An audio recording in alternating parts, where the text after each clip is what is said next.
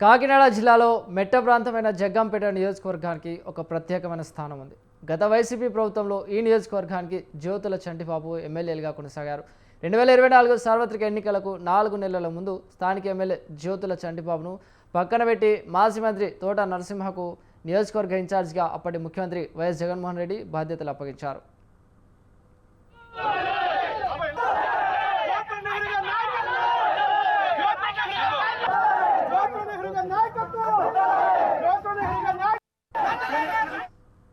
రెండు 2024 సార్వత్రిక ఎన్నికలలో వైసీపీ ప్రభుత్వం కూలిపోయి కూటమి ప్రభుత్వం అధికారంలోకి వచ్చింది. 2024 సార్వత్రిక ఎన్నికలలో జగ్గంపేట ఎమ్మెల్యేగా జ్యోతుల నెహ్రూ సుమారు 52,000 ఓట్ల మెజారిటీతో విజయం సాధించారు. అప్పటి ఎన్నికలలో పాటంశెట్టి సూర్యచంద్ర అనే వ్యక్తి జనసేన పార్టీ నుండి టికెట్ వస్తుందని ఆశించి భంగపడ్డారు.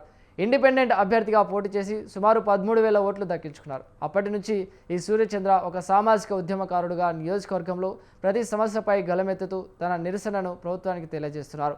ఇదిలా ఉండగా కూటమి ప్రభుత్వం అధికారంలోకి వచ్చిన తర్వాత స్థానిక ఎమ్మెల్యే జ్యోతుల నెహ్రూ తన కుమారుడు కాకినాడ టీడీపీ అధ్యక్షులు జ్యోతుల నవీన్తో కలిసి నియోజకవర్గంలో 200 కోట్లు అవినీతి చేశారని పాటంశెట్టి సూర్యచంద్ర ఆరోపిస్తున్నారు.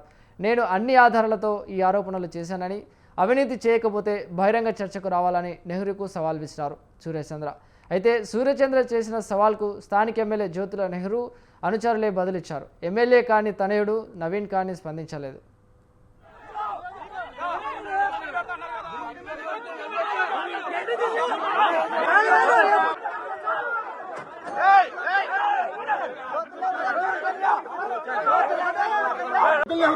మా ఇంటికి తెలుగుదేశం నాయకులేమో మా నాన్న వద్దని పంపుతారా మీరు?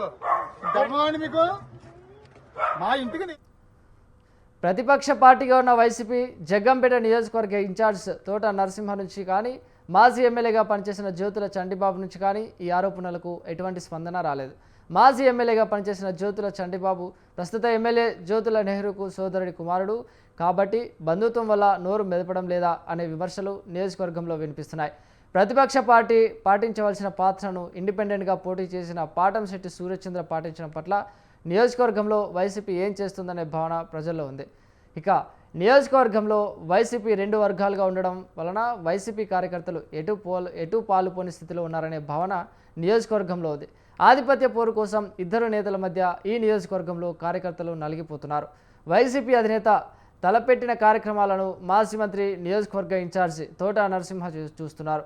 అయినా సరే 2 వర్గాలుగా ఉన్న వైసీపీ క్యాడర్ను పట్టించుకునే నాదుడే లేదనే విమర్శ ఇక్కడ వినిపిస్తుంది. జ్యోతుల నెహ్రూను విమర్శించడం అంటే ఒక సాహసంతో కూడుకున్న పని.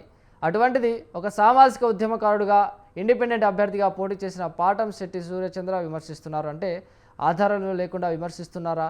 నియోజకవర్గంలో స్థానిక ఎమ్మెల్యే అవినీతికి పాల్పడ్డారా అన్న సందేహం ప్రజల్లో వ్యక్తమవుతోంది.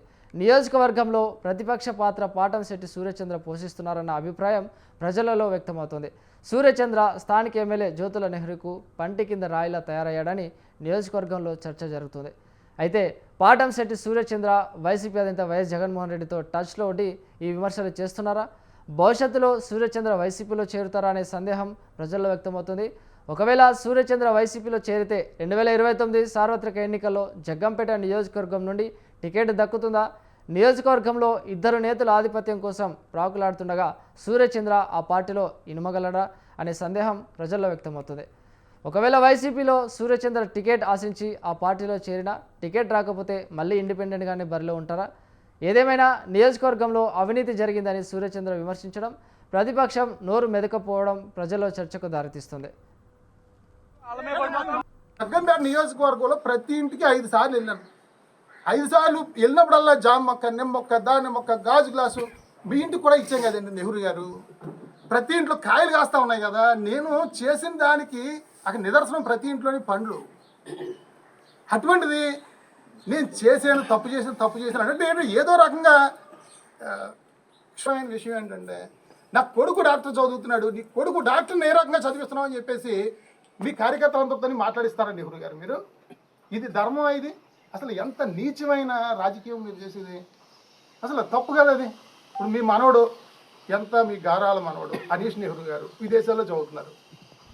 మీ తాతయ్య గారు ఈ గుడుల పేరు చెప్పి డబ్బులు దోచేసుకున్నారు, ఈ ట్రస్ట్ పేరు చెప్పి డబ్బులు దోచుకున్నారు. ఈ రకమైనటువంటి కల్తీతో చేస్తున్నా ఉన్నారు, నూనె కానీ నెయ్యి కానీ అన్నీ కలిపి అన్న ఉద్దేశంతో ఒక ఆరోపణ చేశారు ఆయన.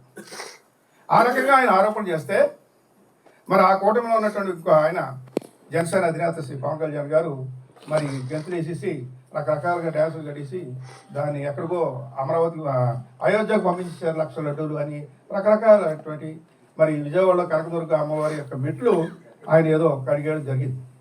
ఇప్పుడు మరి నిన్న తీర్పు వచ్చింది. తీర్పు అంటే మనం అధికారంలో ఉన్నప్పుడు వచ్చిన తీర్పు కాదు, ఒక సిబిఐ సిట్ అని ఉంది. సుప్రీంకోర్టు డైరెక్షన్ ప్రకారం వాళ్ళు దాని మీద సమగ్రంగా విచారణ చేశారు. చేస్తే అందులో ఏ రకమైనటువంటి కల్తీ జరగలేదు, యానిమల్ ఫ్యాట్ లేదు, లేకపోతే ఒక చేప ఆయిల్ ఫిష్ ఆయిల్ కానీ ఎక్కడ కూడా లేదు అని స్పష్టంగా సిబిఐ